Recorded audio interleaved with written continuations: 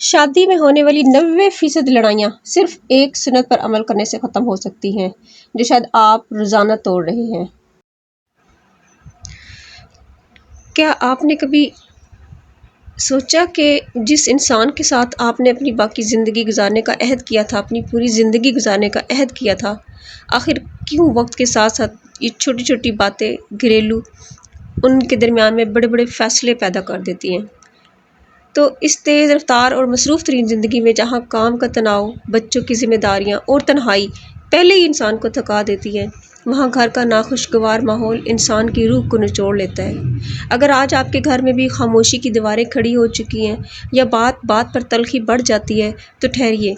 आज की ये वीडियो किसी फ़लसफ़े या मगरिब की थेरापी सेशंस पर मबनी नहीं है, बल्कि ये सीधी हमारे प्यारे नबी हज़रत मोहम्मद सल्लल्लाहु अलैहि वसल्लम की उन सुन्नतों और कुरानी असूलों पर मबनी है जो बदतरीन तूफ़ानों में भी घरों को अमन का गहवारा बना देते हैं।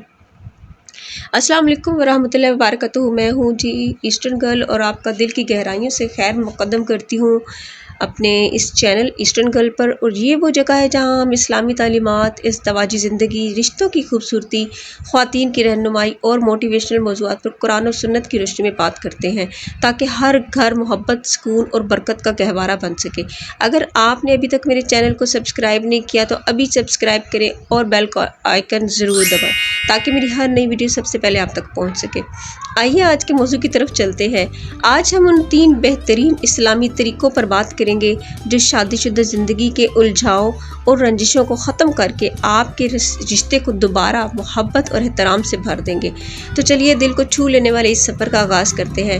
हमारे आज की वीडियो का आगाज़ जो टॉपिक है वो है अज़दवाजी मसाइल के हल के 3 इस्लामी तरीक़े, जो टॉप 3 तरीक़े हैं। मैं आज वो आपसे डिस्कस करूँगी। पहला तरीक़ा है कि गुस्से पर काबू और सब्र खामोशी। ये हुनर जो है ना, अल्लाह ताला ने कुरान मजीद में फरमाया है कि जिसका वजह आला बैनकुम मवद्दातन व रहमतन, और उसने तुम्हारे दरमियान मोहब्बत और रहम पैदा कर दिया। लेकिन जब घर में बहस शुरू होती है तो शैतान सबसे पहले उसी मोहब्बत और रहम को ख़त्म करने की कोशिश करता है। अब देखिए, दुनिया का कोई भी मुल्क है, उसमें जब आप दोनों दिन भर काम करने के बाद थके हारे घर लौटते हैं तो ज़रा सी बात पर बात बिगड़ जाना ये बहुत ही आम सी बात है। लेकिन इस्लामी तरीका क्या है? हमारे प्यारे नबी अकरम सल्लल्लाहु अलैहि वसल्लम ने फरमाया, ताकतवर वो नहीं है जो कुश्ती में जीत जाए, यानी लड़ाई में जीत जाए, बल्कि ताकतवर वो है जो गुस्से के वक्त अपने आप पर काबू पा ले। तो जब आपका शरीके याद गुस्से में हो या तल्ख बात कर रहा हो तो उस वक्त अपना दिमाग या अपना दिफा करने या पलट कर जवाब देने की बजाय खामोशी इख्तियार करें। खामोशी हार नहीं है मेरी बहनों, खामोशी उस रिश्ते को बचाने की हिकमत अमली है। अब वुज़ू कर लें, अपनी जगह बदल लें या सिर्फ इतना कह दें, हम इस मौजू पर बात में सुकून से बात करेंगे। जब आप गुस्से की आग पर खामोशी का पानी डालते हैं तो बड़ी सी बड़ी जंग वहीं पे दम तोड़ देती है। दूसरा तरीका क्या है कि नसीहत और बातचीत, यानी कि नरमी और पर्दादारी के साथ बात की जाए आपस में। दूसरी सबसे बड़ी गलती जो आजकल के दौर में होती है वो है अपने घर की बातें दूसरों को बताना या सोशल मीडिया पर दुख का इजहार करना। इस्लाम हमें सिखाता है कि मियाँ बीवी एक दूसरे का लिबास है, और लिबास का काम क्या होता है मेरी बहनों? ऐब छुपाना, इज़्ज़त ढांपना और गर्मी सर्दी से बचाना। तो ये जो मगरिब में रहने वाले जोड़ों के लिए सबसे बड़ा चैलेंज होता है ना, वो कम्युनिकेशन गैप होता है। हम अपने दोस्तों से घंटों बात कर लेते हैं, लेकिन अपने हमसफ़र से दिल की बात नहीं कर पाते।